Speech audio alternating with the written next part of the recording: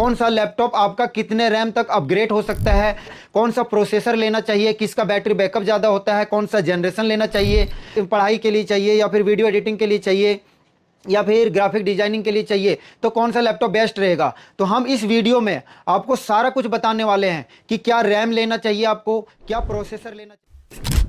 Hello friend, आप सभी लोगों का स्वागत है हमारे शॉप यासिका इंटरप्राइजेज में। अगर आप ये वीडियो नहीं देख रहे हो तो आप हमारे चैनल को ज़रूर सब्सक्राइब कर लेना। और मैं आपको गारंटी देता हूँ, अगर हमारे वीडियो को आपने 2 मिनट भी देख लिया ना तो आप इस वीडियो को स्किप नहीं करोगे। क्यों? क्योंकि हम आपको जो लैपटॉप के बारे में बताने जा रहे हैं ना, वो बहुत से कम दुकानदार ही आपको बताएंगे। अगर आप ये वीडियो इंस्टाग्राम पे देख रहे हो तो आप यूट्यूब चैनल को जाके सब्सक्राइब कर लें, क्योंकि इंस्टाग्राम पे 1.5 मिनट की वीडियो डलती है, पूरी लॉन्ग वीडियो आपको यूट्यूब और फेसबुक पे मिलेगी। तो आप वीडियो को स्किप मत करना, क्योंकि आप अगर लेने की सोच रहे हो लैपटॉप, सेकेंड हैंड लैपटॉप लेने की सोच रहे हो या नए लैपटॉप लेने की सोच रहे हो, तो ये वीडियो आपके लिए काफ़ी इम्पोर्टेंट होने वाला है। क्यों इम्पोर्टेंट होने वाला है? क्योंकि लैपटॉप तो हर दुकानदार आपको दिखाता है, लेकिन मेरी दुकान जो है 12 साल पुरानी दुकान है और हम यहाँ से होलसेल करते हैं। आप हमारे पास देख सकते हो क्वांटिटी होती है बहुत सारे, और इस क्वांटिटी को हम होलसेल प्राइस में सेल करते हैं। साथ ही साथ जेन्युइन तरीके से जेन्युइन चीज़। अब उसमें आप अगर लैपटॉप लेने जाते हो, आपको पता लगता है कि भाई आपको गलत लैपटॉप दे दिया है, क्या लेना था, नॉलेज नहीं होता। हमारे पास बहुत सारे कमेंट आते हैं कि भैया हमें लैपटॉप की नॉलेज नहीं है, हमें इस काम के लिए चाहिए, पढ़ाई के लिए चाहिए या फिर वीडियो एडिटिंग के लिए चाहिए या फिर ग्राफिक डिजाइनिंग के लिए चाहिए, तो कौन सा लैपटॉप बेस्ट रहेगा। तो हम इस वीडियो में आपको सारा कुछ बताने वाले हैं कि क्या रैम लेना चाहिए आपको, क्या प्रोसेसर लेना चाहिए, DDR3 रैम में क्या फ़र्क होता है, DDR4 के रैम में क्या फ़र्क होता है, कौन सा लैपटॉप आपका कितने रैम तक अपग्रेड हो सकता है। अगर 8 GB लेते हो तो आपका वो 16 GB जा सकता है या नहीं जा सकता।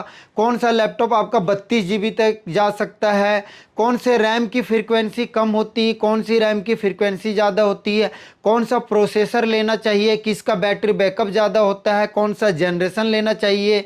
तो अगर इन चीज़ों की नॉलेज आपको नहीं है और अगर आप लैपटॉप खरीदने जा रहे हो तो इस वीडियो को पूरा देख लें, आपको एक एक चीज़ का नॉलेज हम बताएंगे। और अगर ये वीडियो बनाते हुए लंबी वीडियो हो जाती है तो जो बच जाता है इस पार्ट में, हम नेक्स्ट पार्ट में उसकी भी जानकारी देंगे। तो अभी हमारे चैनल को आप सब्सक्राइब जरूर कर लें।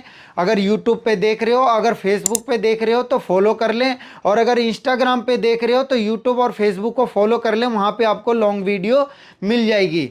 तो रही बात, हम बिना देर किए हुए शुरू करते हैं कि सबसे पहले अगर आप लैपटॉप लेने जा रहे हो तो सब किन किन बातों का आपको ध्यान रखना है, किन बातों को ध्यान रखना है कि आपको लैपटॉप बढ़िया मिले। तो जैसे कि हम आपको लैपटॉप दिखाते भी जाएंगे और उसका कॉन्फ़िगरेशन भी बताएंगे, और उसमें कितनी रैम सपोर्ट कर सकता है, क्यों कर सकता है, कौन से रैम सपोर्ट करता है, ये सारी चीज़ें हम बताएंगे। जैसे हम आपकी शुरुआत करते हैं, ये देखो हमारे पास ये एक लैपटॉप है डेल का है। ये लैपटॉप लैटिट्यूड मॉडल है, डेल का है आपका लैटिट्यूड 5310। ठीक है सर। अब इसमें i5 है, 10th जनरेशन है। क्वालिटी पीसेस बिल्कुल ही फ्रेश पीस में आता है हमारे पास। और रही बात, दूसरी बात, अगर आप हमारे चैनल पर नए हो तो हमारी वीडियो को जाके देख लेना। हमारे पास जो भी कस्टमर आते हैं उनको हम पूरा खोल के चेक करवाते हैं। चेक क्यों करवाते हैं, इसका बहुत ही बड़ा कारण होता है कि अगर सेकेंड हैंड लैपटॉप अगर आप रिपेयर किया हुआ ले लेते हो, अगर एक बार आप रिपेयर किया हुआ लैपटॉप ले लेते हो तो बार बार वो दिक्कत देगा, आपको दिक्कत देगा। मैकेनिक के पास जाओगे, मैकेनिक फिर उसका चार्ज करेगा। तो आप सेकेंड हैंड लैपटॉप लेने से पहले इस चीज़ का बहुत ध्यान रखना होता है कि आपको रिपेयर किया हुआ लैपटॉप ना मिले। और दूसरी बात, कोई भी लैपटॉप रिफर्बिश्ड ना हो। रिफर्बिश्ड में क्या होता है कि वही चीज़ आपको डुप्लीकेट सामान डला हुआ होगा या फिर डुप्लीकेट मदरबोर्ड डले होंगे, असेंबल मदरबोर्ड होगा, रिपेयर्ड होगा, रिफर्बिश्ड होगा, डुप्लीकेट डिस्प्ले होगा। तो उन चीज़ों का ध्यान रखें और वो चीज़ कभी ना कर दें। उस चीज़ को आप कैसे पहचानोगे वो भी चीज़ हम आपको इसमें बताने वाले हैं। तो जैसे जैसे हम लैपटॉप दिखाते जाएंगे और हर लैपटॉप के कॉन्फ़िगरेशन के साथ आपको उसकी खासियत बताएंगे और कितना रैम सपोर्ट होता है वो भी बताएंगे, और किस में कितना रैम सपोर्ट कर सकता है किस में नहीं कर सकता वो भी बताएंगे। तो जिनको नॉलेज नहीं है और वो लैपटॉप लेना चाहते हैं तो आप इस वीडियो को पूरा ध्यान से देखें। अब जैसे मैंने आपको ये लैपटॉप 10th जनरेशन बताया है, 10th जनरेशन लैपटॉप है, तो इसमें आपका एक कंज्यूमर सीरीज में लैपटॉप आता है, एक बिजनेस सीरीज में लैपटॉप आता है। तो 10th जनरेशन के अगर आप बिजनेस सीरीज में लैपटॉप जाते हो तो उसका प्रोसेसर, सबसे पहली बात तो i5 का V Pro प्रोसेसर होता है, जिसकी परफॉर्मेंस कंज्यूमर लैपटॉप से हमेशा ही बढ़िया होता है। ये जो लैपटॉप देख रहे हो, अगर आप ये ऑनलाइन सर्च मारोगे, लैटिट्यूड का मॉडल जो है ये 5310 i5 10th जनरेशन में, तो ये ऑनलाइन आपको करीब करीब प्राइस लाख से 1.25 लाख रुपए दिखाएगा।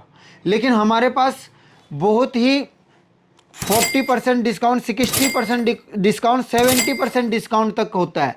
70-80% तक डिस्काउंट में मिल जाएगा हमारे पास। जैसे कोई लाख रुपए का लैपटॉप है तो हमारे पास 20,000 22,000 का मिल जाएगा, और वो भी लैपटॉप बिल्कुल ही फ्रेश, क्योंकि होलसेल की दुकान है हमारी, आज से नहीं 12 साल से हम काम कर रहे हैं। अब इसमें रही बात कि रैम की सपोर्ट की बात, जो सबसे मेन बात आती है कि रैम कितनी सपोर्ट कर सकती है।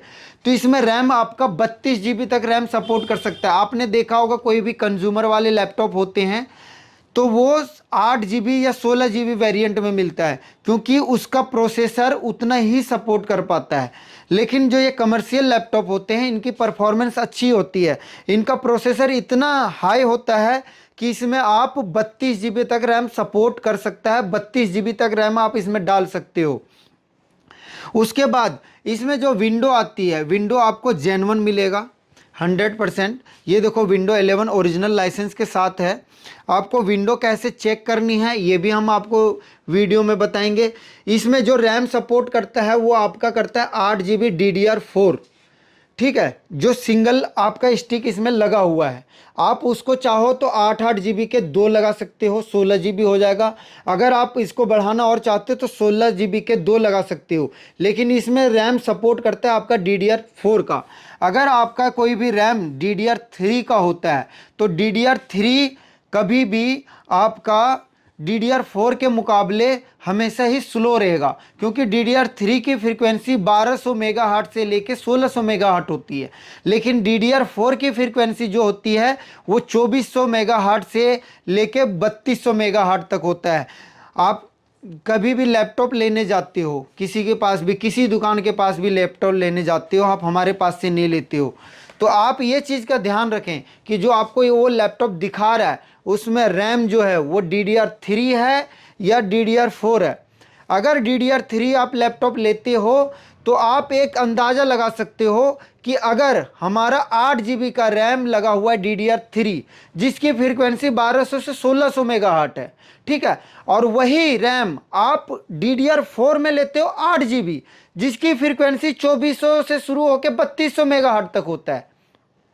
तो कहने का मतलब मेरा जो तात्पर्य ये है कि अगर 8 GB रैम ले रहे हो और अगर आप उससे नहीं पूछते हो कि इसमें DDR3 रैम है या DDR4 है, तो DDR3 रैम अगर उसमें लगी हुई होती है तो उसकी फ्रीक्वेंसी जैसे 1200 से 1600 मेगाहर्ट्ज होती है, तो वही DDR4 की फ्रीक्वेंसी 8 GB लगभग DDR3 से लगभग डबल हो जाता है।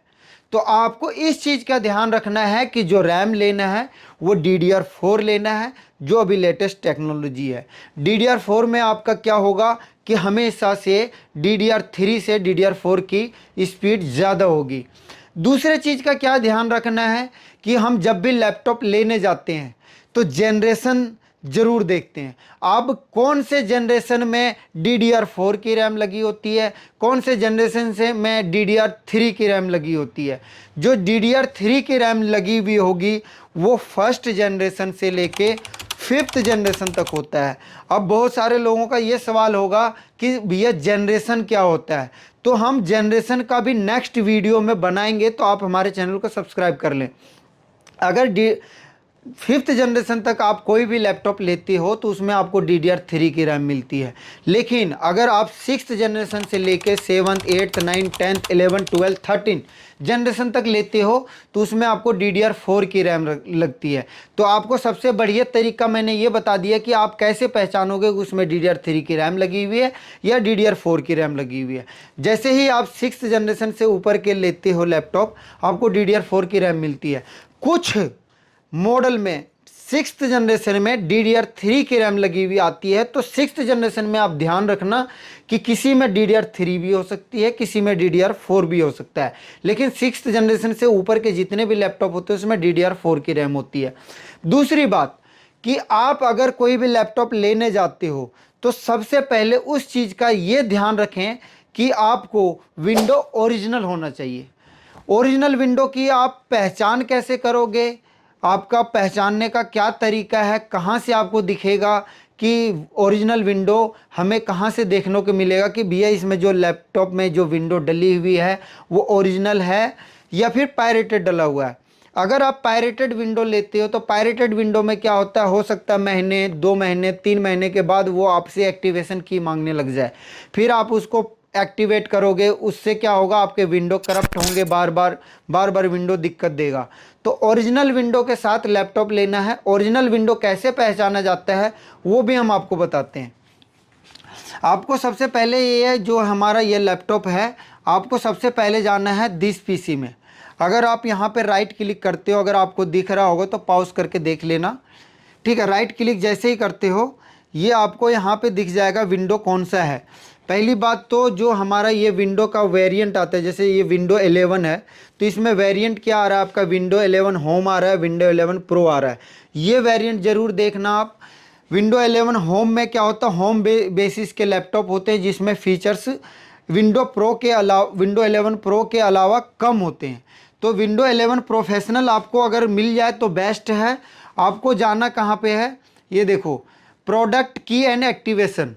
प्रोडक्ट की एंड एक्टिवेशन पे अगर आप क्लिक करोगे, ठीक है, क्लिक करने के बाद आपको यहाँ पे दिखाएगा एक्टिवेट, ठीक है।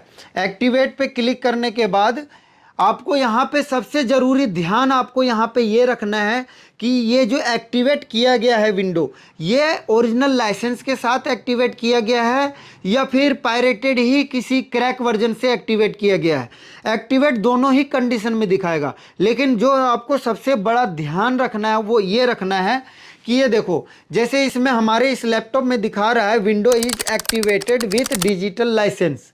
इसका मतलब क्या होता है कि ये जो हमारा ये विंडो है वो ओरिजिनल है और ये लाइसेंस के साथ आया हुआ है। डिजिटल लाइसेंस का मतलब ये होता है कि जो डिजिटली लाइसेंस इसको माइक्रोसॉफ्ट ने दिया है वो इसके साथ है। इससे ये हमें पता लगता है कि ये ओरिजिनल विंडो है। इन दो चीज़ों का आपको सबसे पहले ध्यान रखना है। जो तीसरा चीज़ ध्यान रखना है, जो मैंने आपको बताया कि आप उन चीज़ों का ध्यान रखने के कोई भी लैपटॉप आपको रिफर्बिश्ड रिपेयर्ड ना हो। आप कहोगे कि उस चीज़ का हम कैसे पता लगाएं, तो उस चीज़ का पता लगाने के लिए आप किसी भी शॉपकीपर से ये कह सकते हो कि भैया मुझे आप खोल के दिखा सकते हो, जैसे हम अपने कस्टमर को दिखाते हैं। अगर आप हमारे शॉर्ट वीडियो में जाओगे तो हमारे पास जो कस्टमर आते हैं हम उनको क्या करते हैं, पीछे का ये बैक कवर खोल के, उसके पीछे का बैक कवर खोल के उसको बोर्ड सामने खोल के सामने ही दिखा देते हैं। ढक्कन खुलने के बाद उसका बोर्ड दिख जाता है। अगर कोई रिपेयर्ड पीस होता है या रिफर्बिश्ड पीस होता है तो आपको वहाँ पे दिख जाएगा। अगर रिपेयर्ड होगा तो वो रिपेयर्ड किया हुआ होगा, वो दिख जाएगा। और फिर भी अगर आपको समझ में नहीं आता तो किसी आप ऐसे ट्रस्ट दुकान से लें जो आपको पूरा खोल के दिखाए और आपको उतनी गारंटी दे कि कोई भी पीस आपको रिपेयर किया हुआ नहीं मिले, जैसे हम देते हैं। हमारे पास कोई भी कस्टमर आता है तो हम उसको बताते हैं, बाकायदा साइन मार के देते हैं, बाकायदा बिल बना के देते हैं, जो कोई भी दुकानदार नहीं करता। हम इतनी गारंटी देते हैं कि आप उस लैपटॉप को सर्विस सेंटर ले जाके चेक करवा सकते हो।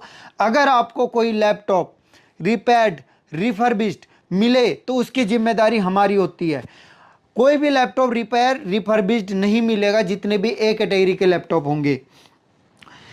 तीसरा जो सबसे बड़ी बात का जो ध्यान रखना है आपको कि आपको जो भी लैपटॉप लेना है इस टाइम पे जो है वो एसएसडी वाला लैपटॉप लेना है। एसएसडी वाले लैपटॉप क्यों कहता हूं मैं लेने के लिए, क्योंकि जो हार्ड डिस्क होती है हमारी, जो हमारी हार्ड डिस्क होती है उसमें क्या होता है मैं आपको बताता हूँ। ये देखो, ये हमारी हार्ड डिस्क है। जो पहले के लैपटॉप में आते थे, अब जो नई टेक्नोलॉजी हुई है, जो लॉन्च हुई है, जो नई टेक्नोलॉजी अब आ रही है, उसमें क्या होता है, एसएसडी लगा हुआ होता है। तो एसएसडी फास्ट क्यों होती है, हार्ड डिस्क स्लो क्यों होता है, अगर मैं इसकी पर्सनल वीडियो बनाऊंगा तो काफ़ी लंबी हो जाएगी। मैं शॉर्ट फॉर्म में बता देता हूं। अगर वीडियो लंबी हो जाती है तो नेक्स्ट पार्ट के लिए हम ध्यान रखेंगे कि क्या क्या चीज़ इसमें छूट गया है, जो हम नेक्स्ट वीडियो में बताएं आपको। तो जो ये हार्ड डिस्क है हमारी, इसके अंदर क्या होता है, एक डिस्क सा होता है, एक डिस्क सा होता है जो घूमता है। तो जो घूमता है, जब भी आप इसमें डाटा स्टोर करते हो तो वो स्टोर होता है, ठीक है। जितना ज़्यादा डाटा स्टोर करते जाओगे धीरे धीरे धीरे धीरे स्टोर होता जाएगा। और जब भी आप कोई भी डेटा ओपन करते हो या कोई भी विंडो ओपन करते हो या कोई भी चीज़ कॉपी करते हो, पेस्ट करते हो, तो क्या होता है, डिस्क घूमता है। तो घूमने की वजह से क्या होता है कि जितने भी ज़्यादा डाटा होने लग जाते हैं तो क्या होता है, वो जो रीड करता है हमारा, तो वो डाटा ढूंढने में टाइम लगता है। जितना भी ज़्यादा आपका डाटा होगा उतना ही धीरे धीरे धीरे धीरे ये हार्ड डिस्क स्लो होने लग जाएगा। इसका सबसे बड़ा कारण स्लो होने का यही है, क्योंकि इसमें डिस्क होता है। जैसे आपने देखा होगा हमारे पास डीवीडी प्लेयर आता था, डिस्क होता था, तो उसी तरह इसके अंदर डिस्क होता है जिसको हार्ड डिस्क कहते हैं। अब रही बात कि हमारे पास जो एसएसडी, जब जो आज के टेक्नोलॉजी जो एसएसडी लगा हुआ आता है वो क्या होता है, देखो एसएसडी इस तरह की होती है, ये एसएसडी होता है। इसके अंदर क्या होता है, कोई भी डिस्क नहीं होता, ये चिप बेस पे होता है ये एसएसडी। कोई भी कितना भी इसमें डाटा हम अपलोड कर दें, कितना भी डाटा स्टोर कर लें, तो इसको है ना क्या करता है, ये चिप बेस पे होता है। जैसे भी हम कोई भी चीज़ क्लिक करते हैं तो ये डाटा तुरंत ट्रांसफ़र कर देता है। तो तुरंत ट्रांसफ़र करने की वजह से क्या होता है, हमारा विंडो भी जल्दी ओपन हो जाता है। कोई भी डाटा कॉपी कर रहे हैं या कोई भी सॉफ्टवेयर रन कर रहे हैं तो जल्दी क्लिक हो जाता है। तो ये चिप बेस पे होता है। तो इस चीज़ का ध्यान रखना है कि जो आप लैपटॉप लेने जा रहे हो तो वो आपका हार्ड डिस्क में है या फिर एसएसडी में है। हाँ, रही बात अगर आपका बजट कम है, कम बजट में अगर आप काम चलाना चाहते हो तो आप हार्ड डिस्क वाला भी सिस्टम ले सकते हो, लेकिन वो थोड़ा सा एसएसडी के मुकाबले स्लो होगा। तो अगर आप हमारे पास भी लेने आते हो तो हम आपको ज़रूर बताते हैं कि उसमें हार्ड डिस्क लगा हुआ है या एसएसडी लगा हुआ है। तो इस चीज़ का भी बहुत ध्यान रखना है। और रही बात कि बहुत सारे लोग आते हैं कि भैया हमें प्रोसेसर कौन सा लेना चाहिए, उसमें रैम तो कितनी लेनी चाहिए, वो तो मैंने आपको बता दिया। प्रोसेसर कौन सा लेना चाहिए कि i3 लेनी चाहिए, i5 लेनी चाहिए या i7 लेनी चाहिए। तो मैं आपको बताता हूँ कि i3, i5, i7 में फ़र्क क्या होता है। i3, i5, i7 तीनों की स्पीड सेम होती है। अब बहुत सारे लोगों का कमेंट ये होगा कि अगर i3, i5, i7 की स्पीड सेम होती है तो फिर i3 सस्ता क्यों होता है, i5 महंगा क्यों होता है, उससे महंगा i7 क्यों होता है। तो उसका बहुत बड़ा रीज़न है, मैं आपको बताता हूँ कि i3, i5, i7 स्पीड बिल्कुल ही सेम होती है। उसका सबसे बड़ा रीज़न है कि जो हम उस पर लोड देते हैं। जैसे मैं आपको एक एग्जांपल के थ्रू बताता हूँ कि आपके पास अगर एक बाइक है तो आप उस पर 2 जने बैठ के आराम से 20 किलोमीटर का सफ़र अगर आप करते हो तो आराम से चले जाते हो, ठीक है। लेकिन अगर आप वहीं पे 4 जने हो जाते हो तो बाइक पे नहीं जा सकते, क्योंकि लोड बढ़ जाता है। तो आप क्या करोगे, कार ले लोगे। कार में आप बैठोगे 4 जने 5 जने बैठोगे, सेम स्पीड से, जितना बाइक स्पीड 80-100 का स्पीड देगा, सेम स्पीड आपका कार भी दे सकता है 80-100 का। आप 5 जने क्या करोगे, सेम स्पीड से आप 5 जने 20 किलोमीटर पार कर लोगे। लेकिन वहीं पे अगर आपका 10 जने हो जाते हैं, 15 जने हो जाते हैं तो आपका कार पे भी काम नहीं चलेगा। तो आपको क्या करना पड़ेगा, बस करनी पड़ेगी या कोई बड़ी गाड़ी करनी पड़ेगी जिसमें वो 15 जने आप आ जाओ, 20 जने आ जाओ। तो क्या होता है कि अगर हम तीनों को एक साथ दौड़ा दिया जाए तो ये नहीं है कि अगर बस है बहुत ज़्यादा ही फास्ट चला जाएगा और कार जो है हमारा पीछे रह जाएगा और बाइक भी पीछे रह जाएगा।